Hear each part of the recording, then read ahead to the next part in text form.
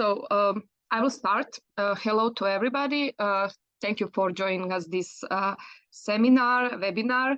As the topic is energy community as solution to energy poverty, I will just give a few introduction words why we choose this theme. First of all, ENPOR project is Horizon project that is now finishing in 20 days. So we are counting last days of the project.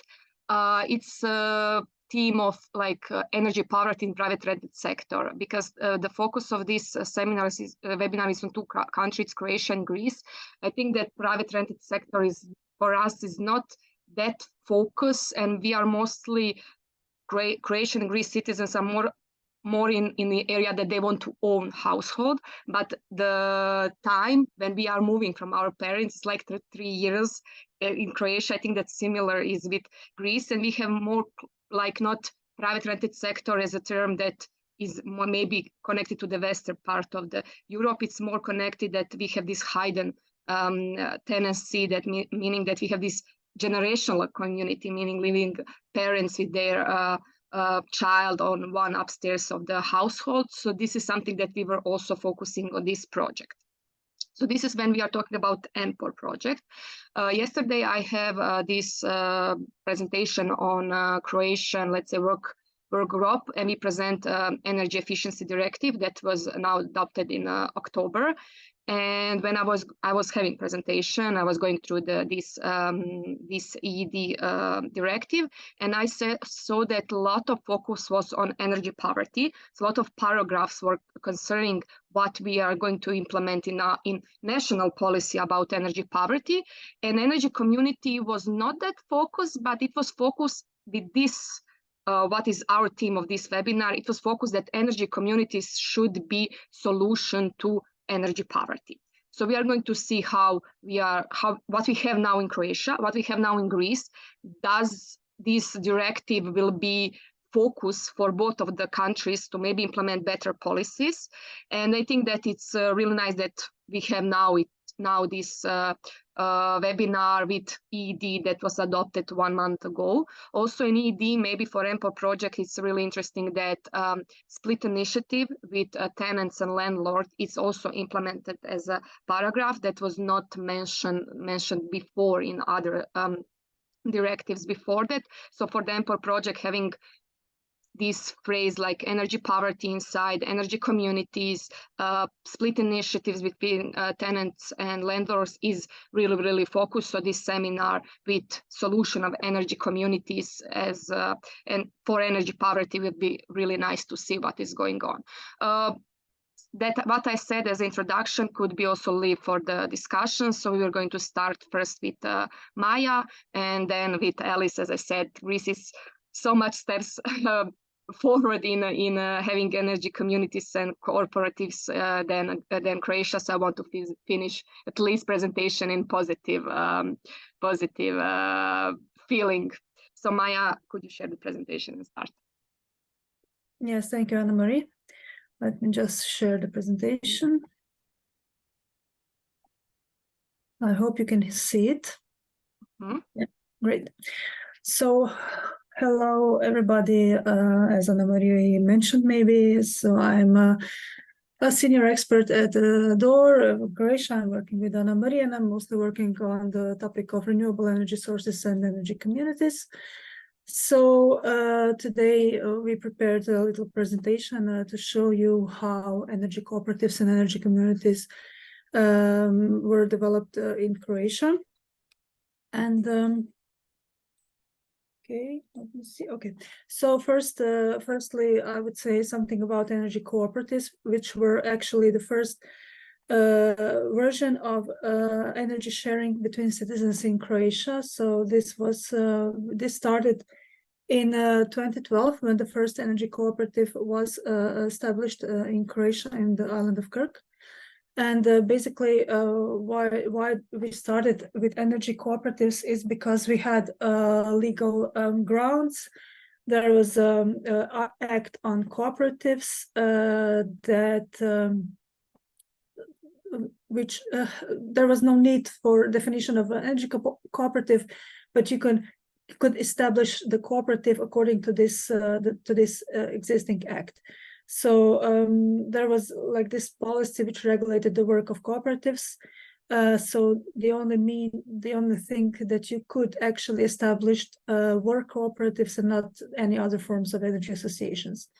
On the negative part, maybe we saw that the people were a bit reluctant to join these cooperatives or to establish the cooperatives because it had some kind of negative connotation in their minds due to our communist regime past, where we had these cooperatives and they were linked to nationalization, and people were just like, why would I invest in something that is publicly owned when I can have my own privately owned power plant maybe, and so on. So this is something that was identified as a negative connotation of the cooperatives. However, there were a significant amount of cooperatives actually established from the 2012 now onwards. As you can see here, the list, some of them are still active, and some of them actually are less active or non-active. What is actually one of the best practice example is the cooperative that implemented 2 photovoltaic power plants in the town of Križevci. They had 2 crowdfunding campaigns. One started in 2018 and the other followed in 2019. And basically through these crowdfunding campaigns, they gathered the funds that they needed in quite a small amount of time, because the interest of the people was pretty big to join and to invest in this kind of renewable energy sources. So the photovoltaic power plants were both installed on the roof of this building, which is Development Center and Technology Park in Križevci. What is interesting actually is that they had to limit the amount of funds that could be given by one single entity or person. Sorry, because they were approached by people saying that I can give you the whole amount immediately and there will be no need for additional funding, but that was not actually the purpose of this initiative of the citizen cooperatives. So the purpose was to engage as many people as possible to co-own the power plant and to actually gain something from their investment in the power plant. So here are some data. First crowdfunding campaign was over in 10 days. And the second one was over only 2 days. So you see that the interest was pretty big for this kind of investments. The next steps that we know of that will be taking place in the city of Križevci is they plan to build another solar power plant with a total power of 4.9 megawatts and the annual production of 7.25 gigawatt hours of electricity. And they plan actually to make another crowdfunding campaign and to fund this the installation and the development of this power plant in that way. But what is more important here is that the plan is not only to produce energy and share it to the grid, but also to share it with energy poor households and thus help them to overcome the poverty that they may find themselves in. We don't know actually at what stage this project is, but I think I saw a colleague from Križevci, maybe she can tell us more about this afterwards. So following the energy cooperatives, we finally in 2021 got the opportunity to also establish energy communities in Croatia. So not to be just informed consumers, but also to become active prosumers. So we got 2 acts in 2021. One was the Electricity Market Act that defined citizen energy communities. And the other was Renewable Energy Sources and High Efficiency Cogeneration Act, which defined the renewable energy communities. So based on these 2 acts and the definitions and the provisions within them, the establishment of the energy communities became a possibility. However, on the negative side, we have been waiting a long time for bylaws, and some of the bylaws have been developed and are now official. Some of them we are still waiting for, and for those that are official and developed, they tend to be very limiting for the smaller small local-based energy communities. That is why we still don't have any energy community registered in Croatia so far, although we have several initiatives from several organizations, including DOOR, that is trying to establish an energy community in the on the local level. So from the EU level, citizen energy community is defined in the EU directive on the internal electricity market. And it is defined as an open to all, that the citizen energy community should be open to all categories of subjects.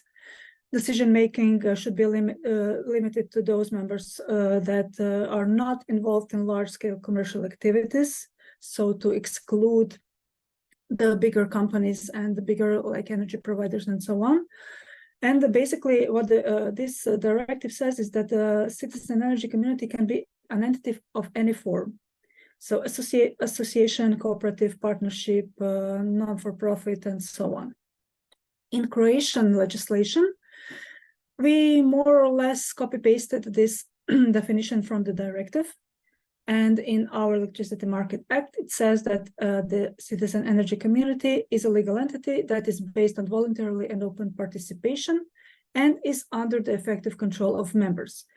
Its primary purpose is the provision of environmental, economic, and social benefits, and not the creation of financial profit.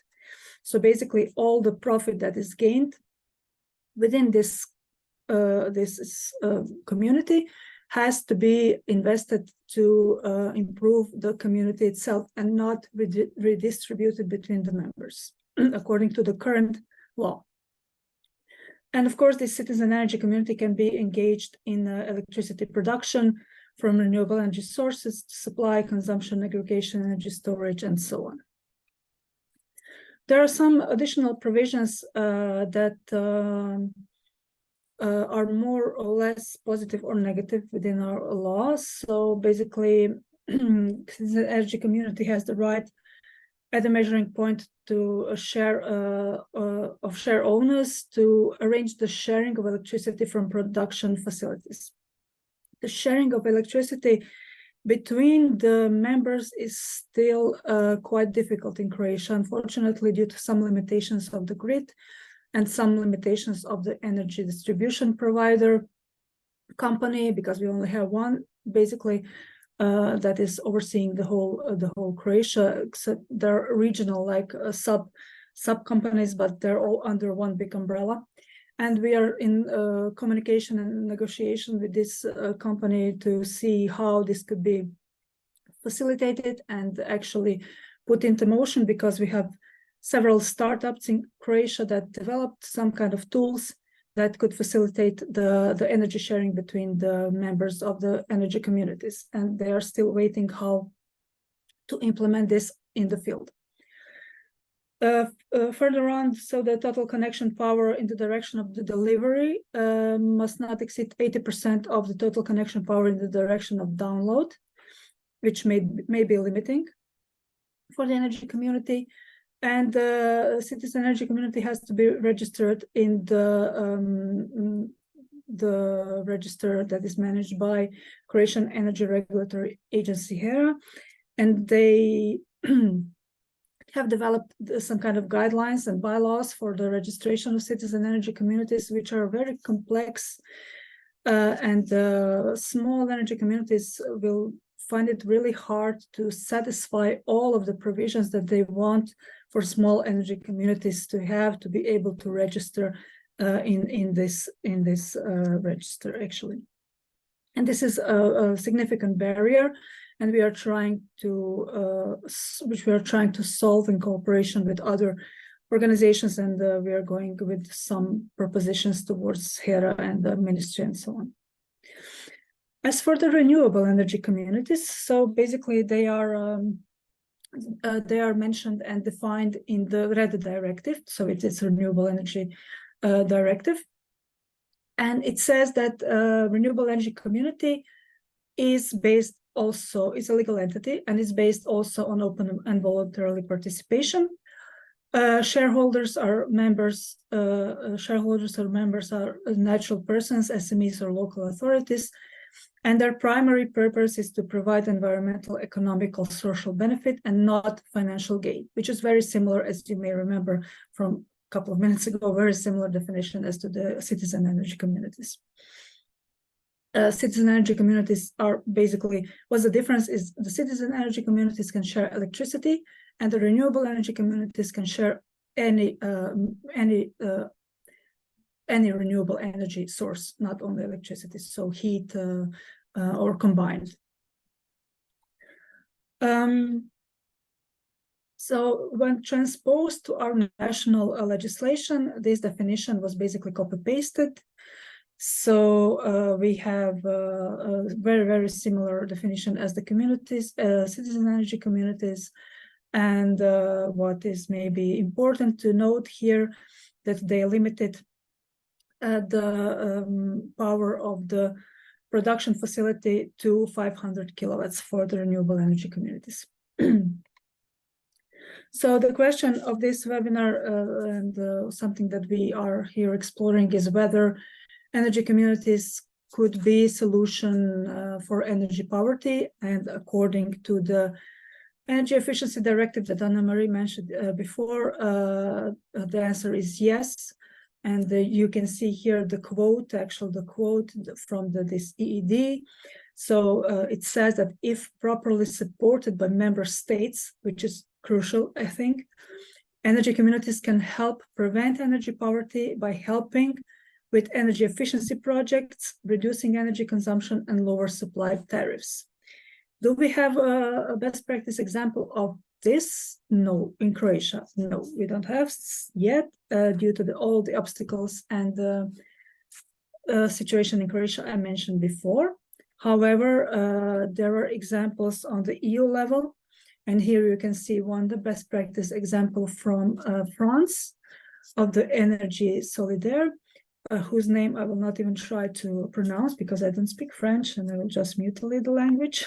So basically, this is the non-profit association, which has established a solidarity fund, and the money is collected through the micro donations from the energy bills of customers who are members of the energy cooperative, and then these funds are used to support local social initiatives that aim at alleviating energy poverty through the donation of energy from renewable energy sources.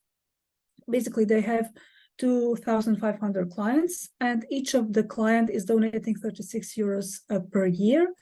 And this then totals to around 90,000 euros collected annually. And then this money is distributed to 6 organizations which help citizens in energy renovation of their homes, and thus they become less, they spend less for the energy on energy bills and become less energy poor, and they rise above this problem that they have. And basically, I think this is my final slide, and I will now stop sharing. Yes, thank you, Maya. I think that you opened maybe a few questions, but as I said, if you are not comfortable to raise your hand and be like in audio version, you can put it in the chat.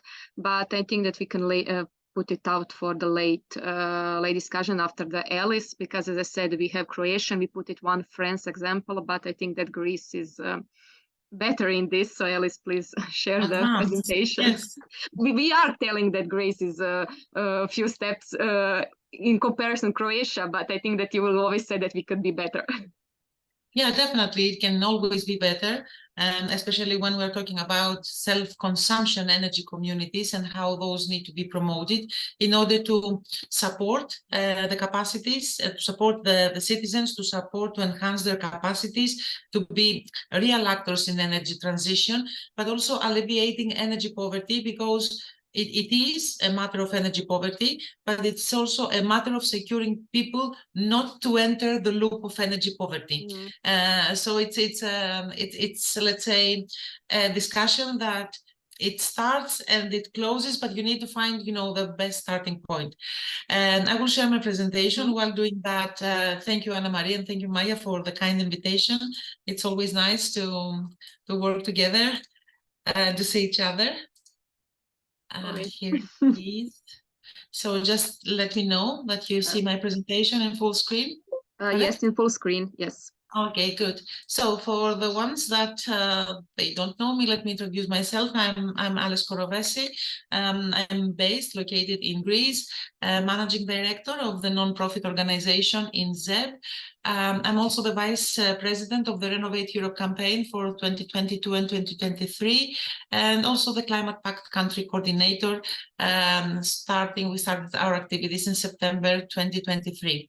Apart from what we're doing, we're mainly focusing and specializing in energy efficiency, but also we have a division here in our organization that is working on the social aspects of energy, and of course energy poverty is among them.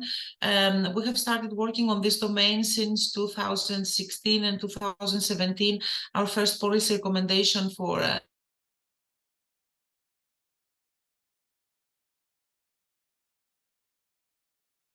the government and for all the stakeholders is more than 7 years in this domain. For Greece, I will give you some data about energy poverty because it's always good to connect things together. The financial crisis, I'm sure that you are all aware of that. Since 2010 until 2019, the situation was not very good in terms of financial here in our country. Salaries were dropped down, a very high rate of unemployment. The condition was not so good. Then after the crisis and during the start of the recovery phase, if I can say, pandemic came out. So again, things have been changed. And after the pandemic, which did not affect only Greece, of course, it a crisis that affected mainly the European countries. So it's a continuous process how to address issues that are coming from all these crises that our country faced, either as country or at European level.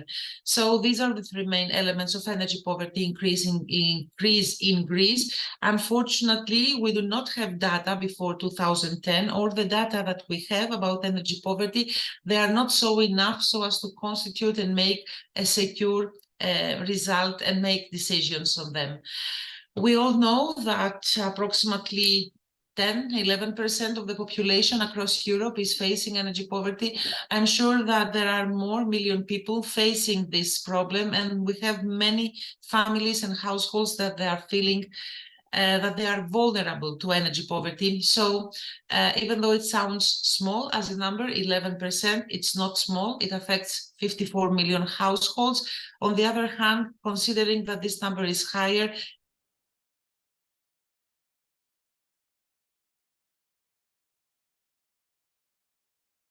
yes, there is a super need, this phenomenon. In Greece, between the period of 2020-2022, now we are receiving data, the percentage of the households that were unable to keep their homes sufficiently warm was between 17 to 21%. And in the top 5 of the energy poor countries is Bulgaria, Lithuania, Cyprus, and Portugal.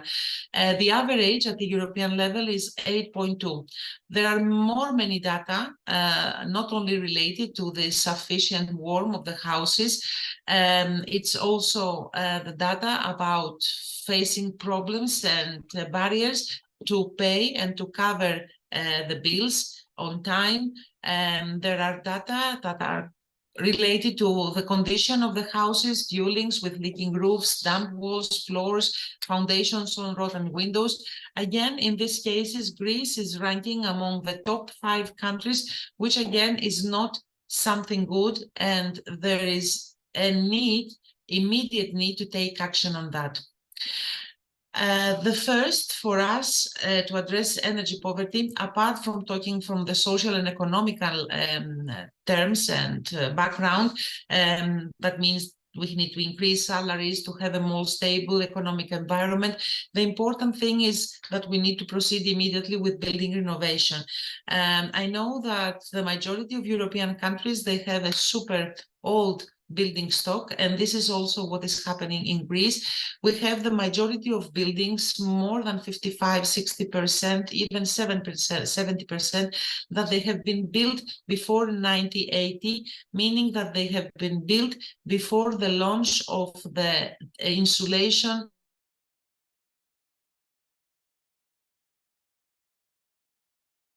legislation. So the majority of the houses and the dwellings in our country, they do not have insulation. This is something that needs to be addressed. And considering that we have a very low renovation rate across Europe, they claim that they want to have 1% or 2% to double it. But we know that deep renovation is no more than 0.2% annually. This is something that the countries need to consider, because the construction of the houses are definitely the number one to constitute the change in terms of energy poverty. Now in Greece we have a program. This program is running for more than 10 years. It's the I'm Saving program, which according to the year it's changed. So now we are having the I'm Saving 2023. This is a support program that for this period it has 300 million euros that it's going to be allocated for energy upgrades. This is for residential buildings only, because we have many more programs that are somehow connected to I'm Saving program. We have 60 million out of the 300 million that is going to be allocated to vulnerable households to mitigate energy poverty. And this amount corresponds to approximately 20,000 households. The question here is the ones claiming that they are vulnerable, are they really vulnerable? Or we need to check deeper if the vulnerability rate is in that level so that they can be able to receive that fund. In total, in our country, the plan for the residential buildings is to upgrade 600,000 dwellings during the period 2021-2030. It's a good number, but again, it's not a very good number, because when the EPPD revision proposal by the European Parliament was published in March 2023, we had some newspaper headlines here in Greece like Armageddon. They are going to take us 2.2 million building units, because approximately 2.2 million building units here in Greece are ranking in the lowest EPC ranks, meaning that they cannot be sold or leased after 2027, 2028, and 2030. That means that we have a very old building stock. So even though the target of 600,000 buildings in the decade is big enough, it cannot cover the needs of 2.2 million building units. About energy communities, since this is our main topic here, as Marie said, yes, we have an advanced law here in Greece. Actually, the first law about energy communities was launched in March 2018. That was the first one that we had in the country. It was very well received, and it was considered to be innovative, because only few European countries had a law about energy communities. I remember that neighborhood countries here were asking me about the law, and we translated it in English to provide, because it was something like pressing their governments. Let's see, Greece has a law and we're not having anything. Look what they have written, and we can adjust it according to our context, national context. In March 2023, just a few months ago, we have a new institutional framework for energy communities in Greece. And this is because we had to transpose the directive. So now we do not have energy communities. We have community, citizens energy communities and renewable energy communities. So new terms are now available for the Greek energy communities. The numbers I will show you, they are let's say, high, and they exist, but this doesn't mean that all energy communities are active. In October 2023, just 1 month ago, and this is based on Energy Communities Watch of the green tanks that we have here in Greece. It's a think tank about green and sustainable things.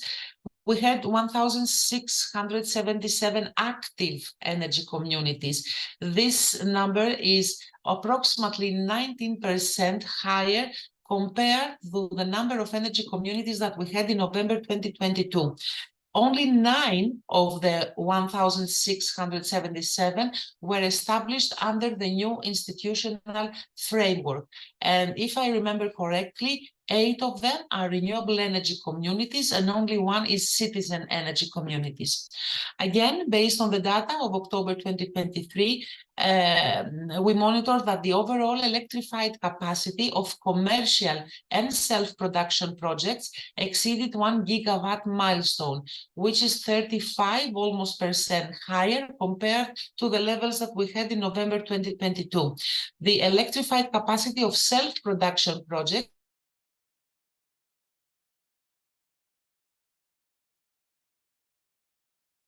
by energy communities is only 7.5 megawatt, and this is something that policymakers, organizations, NGOs, and everything are pushing in order to have more space in the electricity space in order to promote the self-production by energy communities. In August 2023, what it was monitored is that the electrified capacity of the self-production projects by energy communities, citizens, and other entities has been almost doubled in compared to last year, November 2022. As you can see, the electrified capacity of the self-production energy communities is 337 megawatts. The previous one, November 2022, last year, it was only 173. Actually, not only, because even that it's a big number, but again, the comparison, having a double number is something very promising. What is needed and what we are actually trying to push government and all who take decisions, even all these numbers sounds very promising, especially for the countries that they do not have such a developed framework for energy communities, or they do not have numbers like the ones that Greece has, is that more participation in energy communities for self-production is claimed by the citizens. And what is observed is that we have an increase in the corresponding project connection request of approximately 300% compared to November 2022 across the country. This means that citizens have already understood the priority. They have understood the meaning and all the benefits of being engaged in energy communities, that they are either energy communities developed by citizens or energy communities developed citizens with municipalities, micro enterprises, and everything. September 2023, just 2 months ago, another important thing was announced here in our country. We had the first call for self-production projects for energy communities in transition regions, and that was activated from the Just Development Transition Program 2021-2027. The program amounts 41 million euros for supporting municipalities mainly to organize, develop energy communities. 26.8 million of this money are reserved for energy communities that are located in the 2 lignite areas that we have here in our country.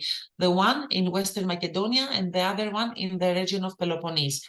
The only bad thing of this announcement is that the call excludes energy communities that are developed or have been developed by citizens and small and medium-sized enterprises. So the priority for this month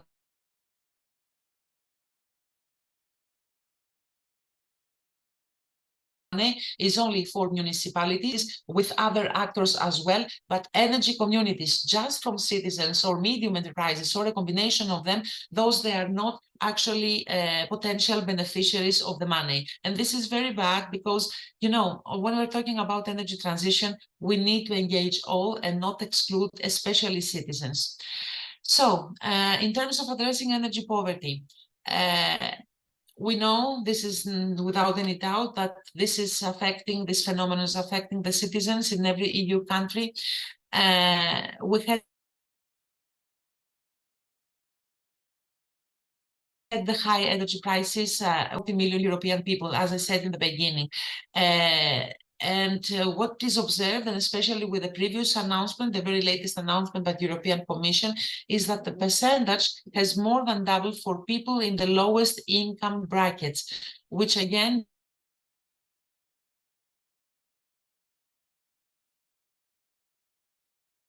this is something that it's a ringing bell, either from the lower income brackets or people that they are somehow vulnerable to enter this loop.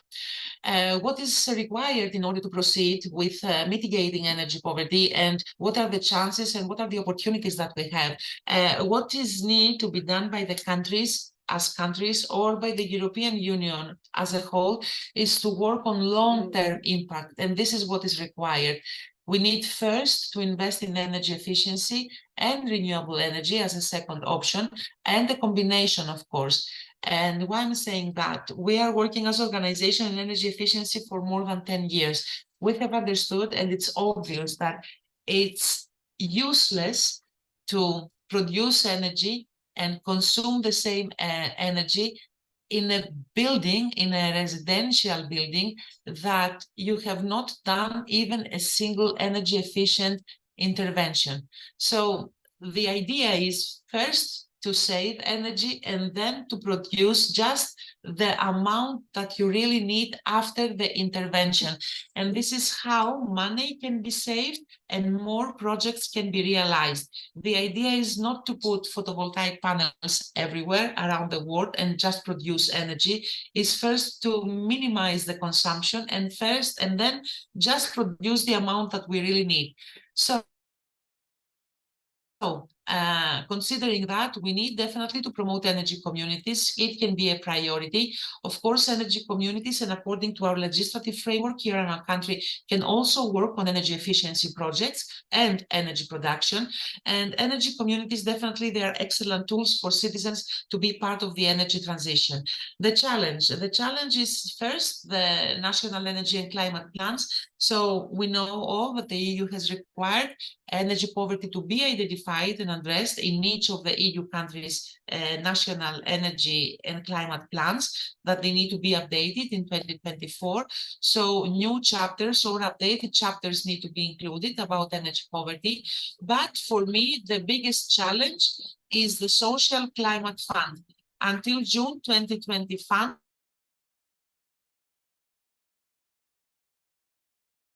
2025, all member states, those plans need to be dedicated to energy poverty mitigation to support energy poor or vulnerable households to proceed with energy renovations. It's there to support micro enterprises and medium enterprises to address the phenomenon of energy poverty, but also to address the energy poverty in transportation. So, considering that the Recovery and Resilience Fund will be soon closed, correct me if I'm wrong, I think it's 2026 March, so the money will not be there available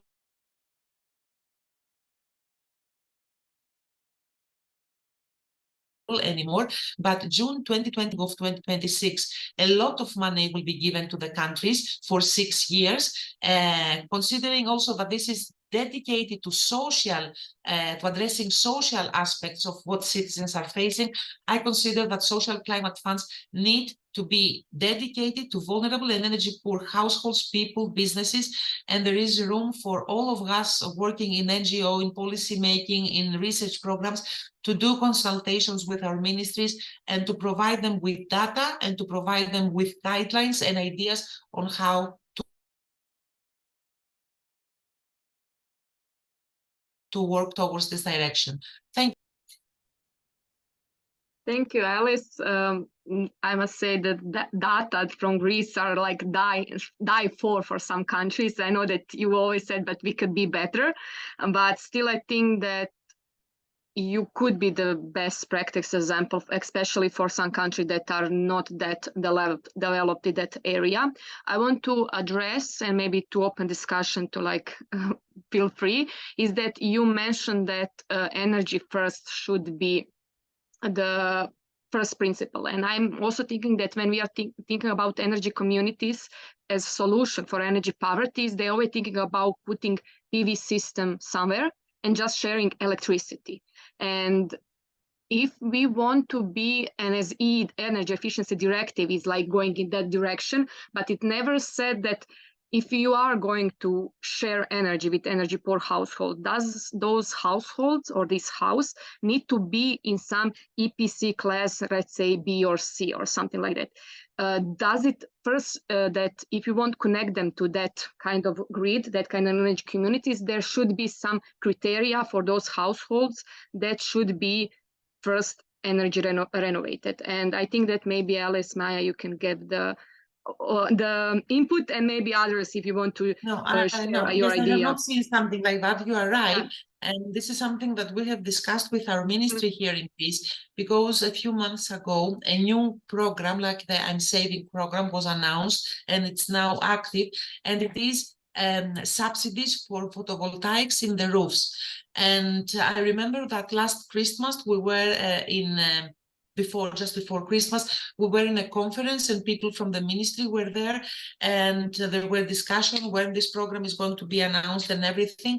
And I asked them why you are promoting a program for photovoltaics in roofs that is first come, first served, and why you don't prioritize first all those buildings that have renovated their buildings because of the I'm Saving program. I'm Saving 2013, I'm Saving 2015, so that you know that they have minimized their energy.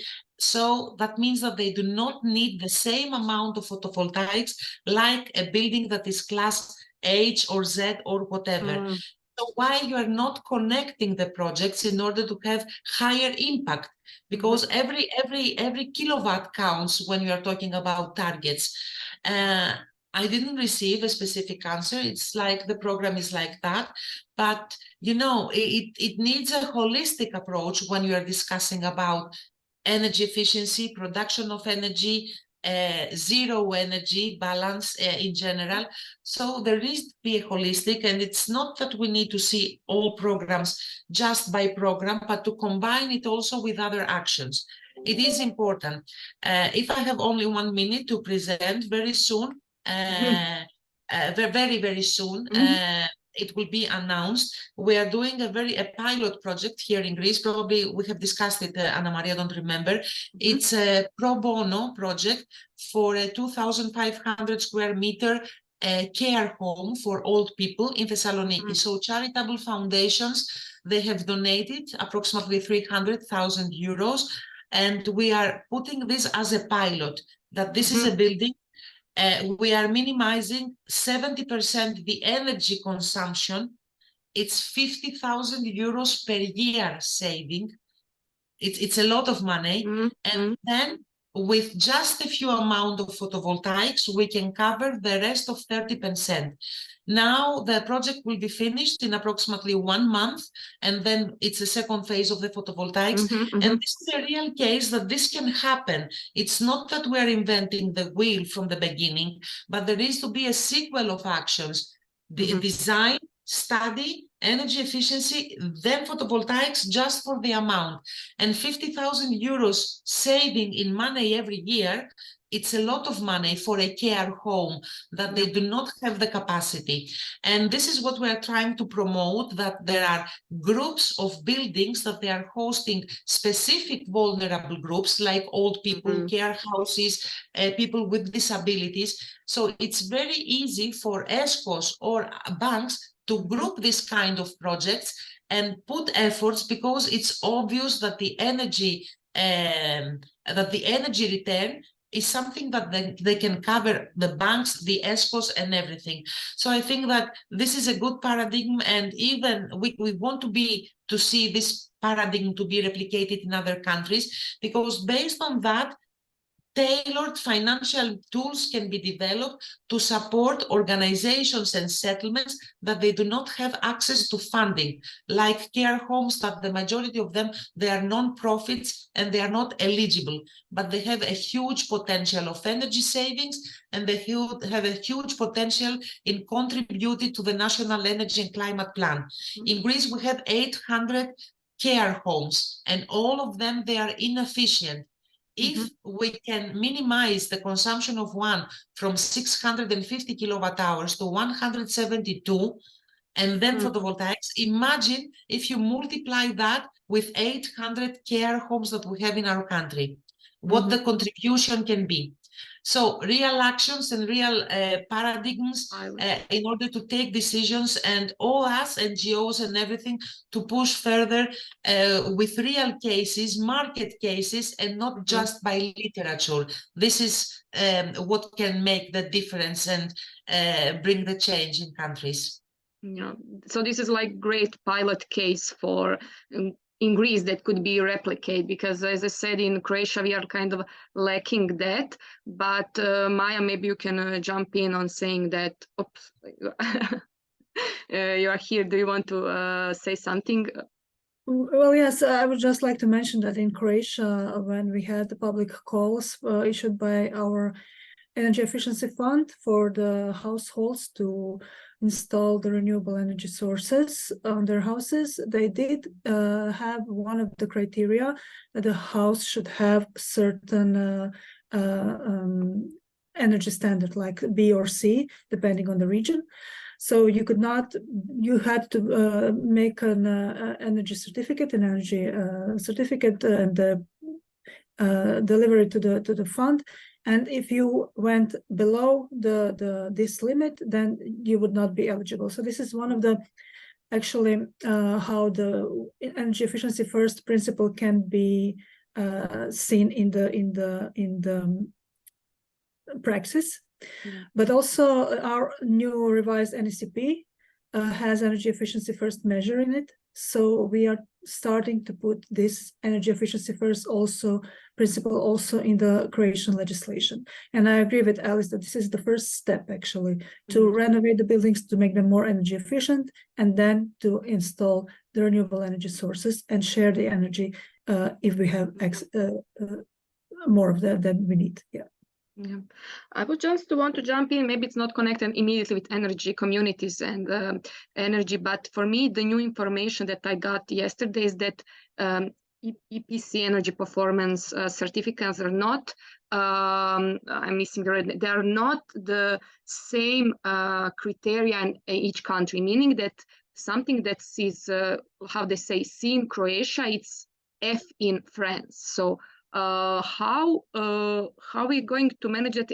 As you said, Alice, you have 2 million household units that will be put maybe out of the let's say selling point or everything, because maybe your criteria are like harder, and maybe those apartments will be available in France. So for me, it was a little bit confusing. Does we need to work maybe on EPC first?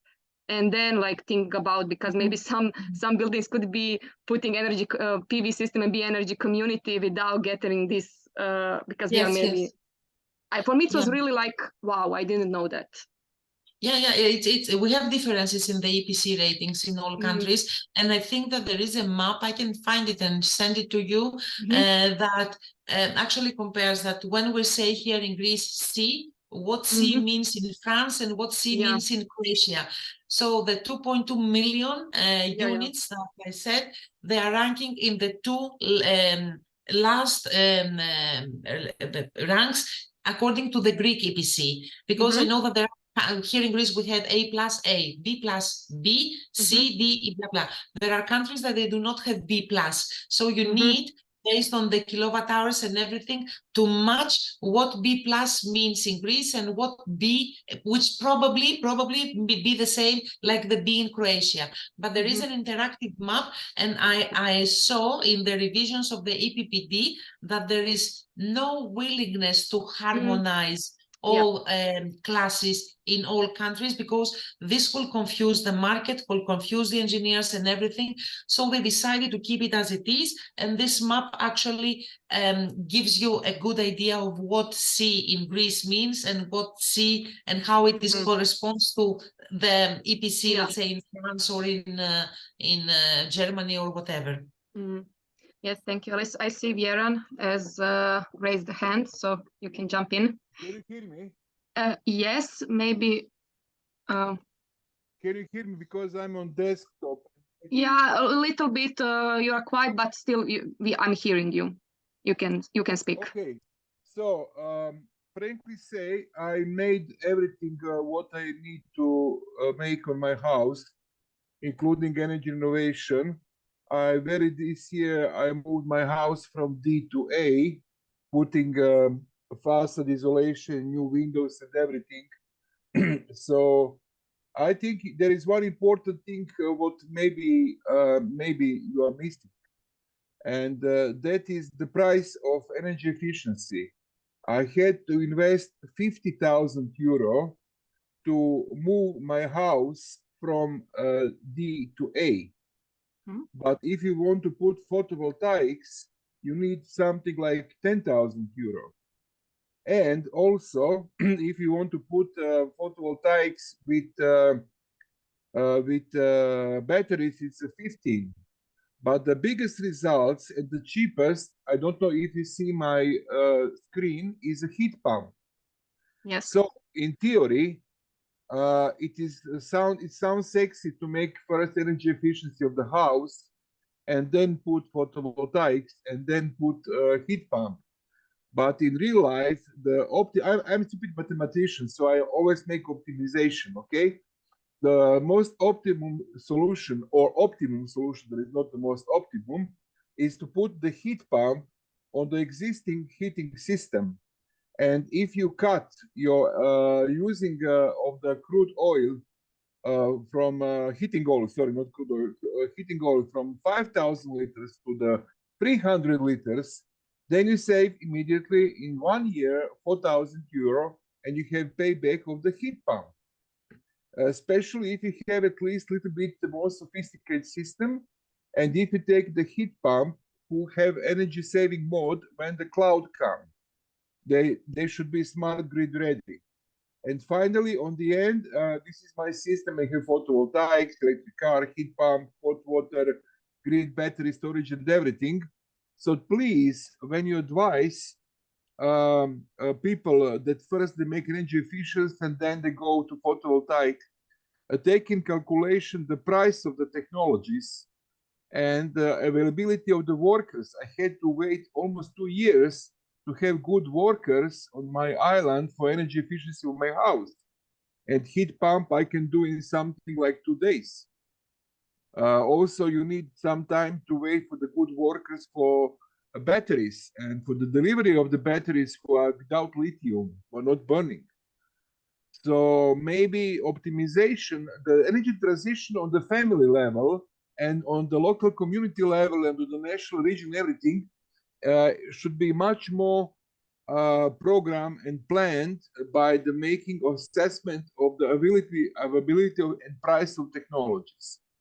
To finish once again, the best result, quick result, we call it in software business quick and dirty, is when you put the heat pump on the existing heating system, then you just add with money what you saved in 1 or 2 years. So you can start with the 3,000 or 5,000 euro. With money you save for the heating in 1 or 2 winters, you can put photovoltaics. And when you have this combination, then you can earn money in 3 to 5 years to make energy efficiency of the house. I know this sounds stupid to going from the back, but this is the real life, not theory. Thank you, Vieran. Yes, as I said, I think that it's not so like forbidden to do it maybe backward, but I think that it's like a building passport that is now promoted. In the end, you should do both of that, but so you need to plan in advance that if you are putting PV system, that you're not put bigger system that you need if you're going to do energy renovation. So it's not like forbidden, but you should plan and you should think that you need to do it, let's say, No. amount of My the thing year. is opposite. Yeah. As I told you, I wrote a manual about these things. It's free of charge. You can download on the internet. And I'm going to teach in North Macedonia, in Skopje, tomorrow about it, people, including 2 ministers and advisor for the prime minister. So the point is that if we are going to advise people, we must give them business model, not only energy model of transition. And for this business model, if we do it just by the book, it can be not optimum. And one information more, in Croatia, we have 2 banks who can give you a loan for energy transition up to 40,000 euro without taking any contracts about taking your house if you don't pay back, blah, blah. And the interest is pretty low now. For now, it's around 3%. It can be 15 years with very good conditions. So generally, I think that the most important for people who are trying to do what you are doing and basically what we are doing, I am one of the founder of the first energy cooperative in 2012, and I am in this business from 2008 as a volunteer, of course. So the best is to write a manual which will include not only technology challenge, but also a business model, how to make optimum, how to invest in the one moment no more than 5,000 euro of your money to get subsidy, to get loan, and it can speed up the energy transition on the family level and the community as well, much.